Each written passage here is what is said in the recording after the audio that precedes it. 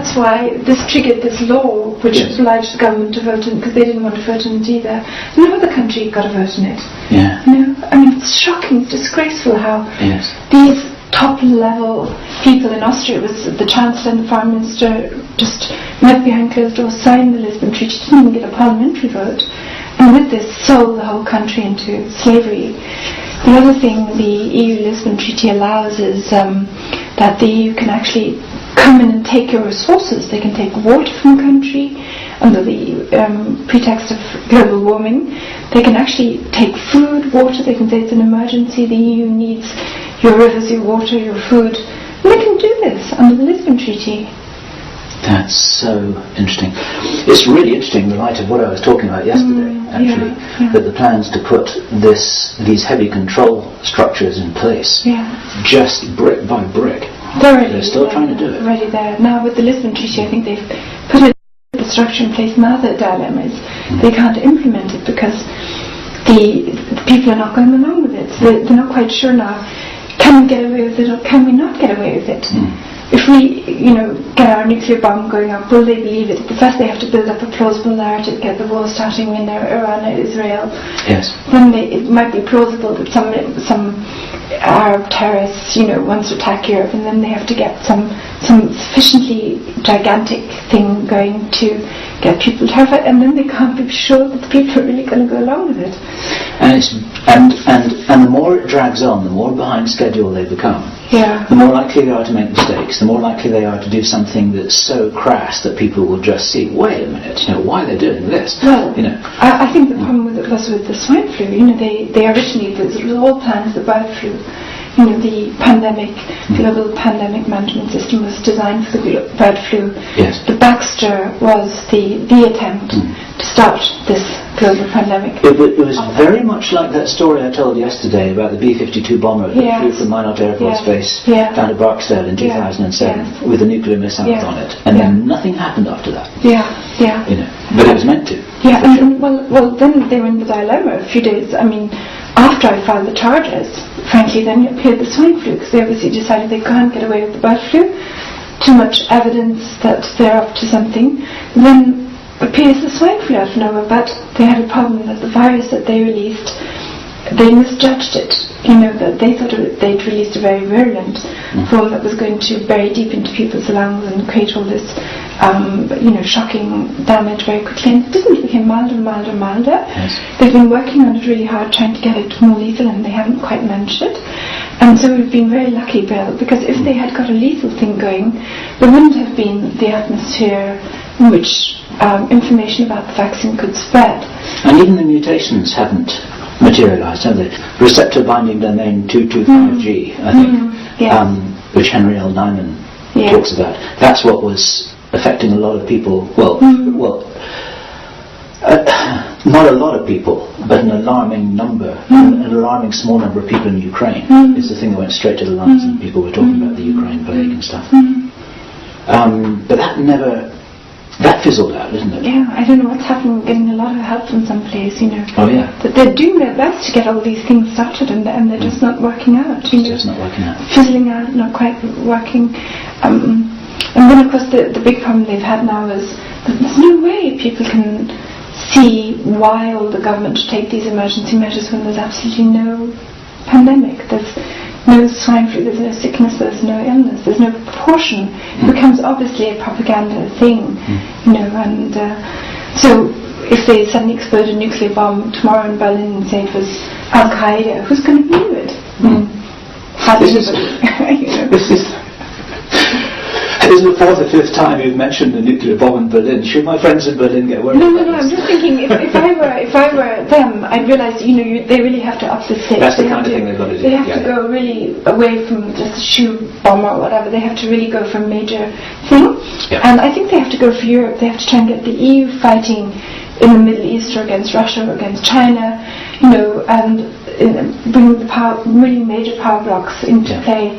Eurasia, China, whatever, and they need to do it quickly. And I don't see what other options they have than, say, major nuclear bomb attacks within Europe or the USA. That's quite strategically astute. I can completely understand your logic. Yeah. So it might not be Berlin, because Berlin would not be a good place to pick. It could be any. I don't think it's going to be Vienna, because that's where half of them are the Habsburgs, Illuminati. But it could be, Stay in Vienna, you'll be safe there. But really, what you're just saying is that they might do. Is that you think there might be a false flag event in Europe somewhere in order to mobilise the European people, because they're not really properly on board yet. I think through the swine flu, they have always counted on the Europeans going along with it, kind of thing, and being ignorant. And now they've realised that there's a tremendous scepticism of the European population. Even the German army won't go on with taking the swine flu jab, and they are losing control of Europe, and then they'll be asking, how can they get back that control? Will the false flag operation arousing fear work? Will they be able to get the Europeans into a fear mode? Will they accept totalitarian rule on the grounds that they've been attacked? And I don't think so, Bill. I don't think so either. I don't think so. I think it's not plausible enough anymore. I mean, there are a huge number of Europeans, just regular Europeans, who are looking over the Atlantic at America, and they don't buy the 9/11 story. Oh yes, yeah. More Americans buy the government 9/11 conspiracy theory, because it's their conspiracy theory rather than the fact of what happened. But from people who are outside of America, this all looks very transparently obvious. Oh, absolutely. It's been featured in the mainstream media and on television programs all over Europe and the rest of the world. Yeah. People really know about this stuff. Yeah. So they've got a bit of a job on their hands, haven't they? I think that until quite recently, Europeans did think that Europe is different, the EU is different, blah blah. Now they're realising it's controlled by exactly the same group. So I think they have a big problem in their hands. If the armies aren't willing to fight, if the top level of the military is not willing to give their people the swine flu jab, the gendarmes aren't going to order their men to take it, the French army is against it, how are they going to get them to go and destroy themselves basically in some Middle East war they've manufactured? So I think they're going to try everything, but I think they've realised that the belief that people had that this is really what's happening has gone. They realise it's a pantomime theatre, more and more. The Pantomime Flu. Yes. That would be a good book title. Yeah.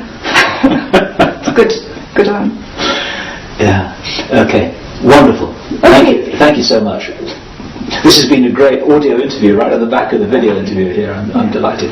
There's some good material here that you shared with people. This is very important. Yeah. This is very important. This is very important. See, it didn't come out about the Lisbon Treaty as usual in the mainstream press, but I just happened to be following it because of your Irish connection. Because of my Irish connection, and I realised that the only block to the implementation of the Lisbon Treaty was this Irish vote, and if they had voted yes 1 year ago, we would already be under the Lisbon Treaty. I would never have got to the point where I could have set up my website. There's an EU police that can come and arrest you in any country where you are, and they don't even have to give a reason to the judge. Really? Yes. People don't realise that. There's an EU police that can come, knock on the door in the middle of the night, take you out, bring you wherever they want to bring you, and they don't even have to report it to the local police under the Lisbon Treaty. On any pretext of suspicion or something that they say? Yes, whatever law they have, they don't even have to give the local police a justification for why they've arrested you. They operate completely independently. And this was set up under the Lisbon Treaty. You can be sure that 1 year ago they would have already begun implementing it, but of course it only came into force now in December, after the Irish voted, just at this point where the whole public opinion of Europe is turning against governments and also the EU.